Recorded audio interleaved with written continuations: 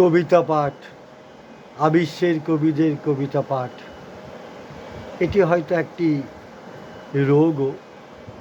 কবিদের কবিতা পাঠ, যাদের জন্য পাঠ, তারাই কি কবিতা শোনে? মেসেঞ্জারে, বিভিন্ন গ্রুপে ইত্যাদি নানান পরীক্ষা নিরীক্ষার পর সেটাই মনে হয়েছে। এক সময়ের প্রতিষ্ঠান বিরোধীদের দেখি প্রতিষ্ঠানের কাছে কীভাবে মাথা নত করছে। শ্রদ্ধা, ভালোবাসা ক্রমশ কমে আসছে। তুচ্ছ স্বার্থের কাছে হার মানছে আমাদের জীবনযাপন, চিন্তাভাবনা। তবু তারই ভেতর কেউ কেউ কবিতা লিখছেন, কবিতা পড়ছেন। সেইভাবে আমিও পড়ে চলেছি।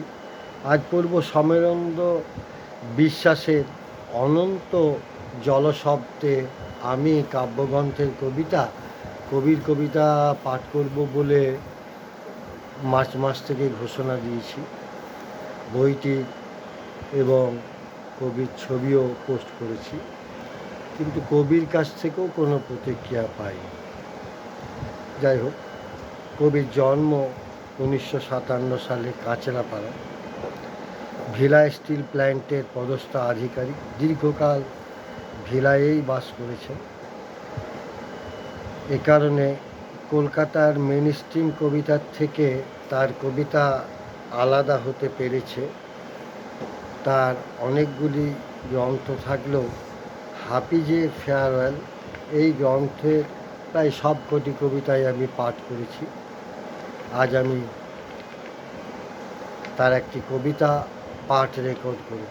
আজ আমি তার একটি কবিতা পাঠ রেকর্ড করব বলার মধ্যে একটু ভুল থেকে যাচ্ছে, কারণ বইটি একাধিকবার পাঠ আমি করেছি। আজ ভিডিও রেকর্ডিংয়ের জন্য একটি কবিতা পাঠ করব। কিছু দৃষ্টি যেতে যেতে, কিছু দৃষ্টি যেতে যেতে দুধারে ছড়িয়েও দেখো মায়া বৃক্ষের মতো তারা তোলে কিনা চোখ সুনীল আকাশে। তাতে বৃষ্টি হবে পিপাসার্ত মানুষের দেশে। কিছু দৃষ্টি গুঁড়ো করে কাঁচের বয়ামে যত্ন করে রেখো। লাইনটা আরেকবার শুনুন।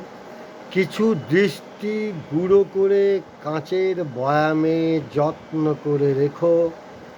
দেখো তারা ফসফরাসের মতো দেয় কিনা আলো, যে আলোর মায়ায় আদিম মানুষেরা এ যাবৎ হেঁটে আসে পথ। বাকি দৃষ্টি তুলে দিও নৈরঞ্জনা নদী তীরে বসে থাকা মৌন ভিক্ষুদের। যদি তারা সমনের পথে পথে ফসল ফলায়, সামগান গায়। তারপরে তুমি ক্লান্ত যিশু সর্বশান্ত চলে যাও যেদিকে দুচোখ চাই। বললাম সমরেন্দ্র বিশ্বাসের কবিতা। অবশ্যই কবিতাগুলি অসাধারণ। অনেক অনেক কবিতা থেকে তার কবিতা অনেক অনেক পৃথক। কবিকে আমার শুভেচ্ছা ও ভালোবাসা। কবি জয় হোক।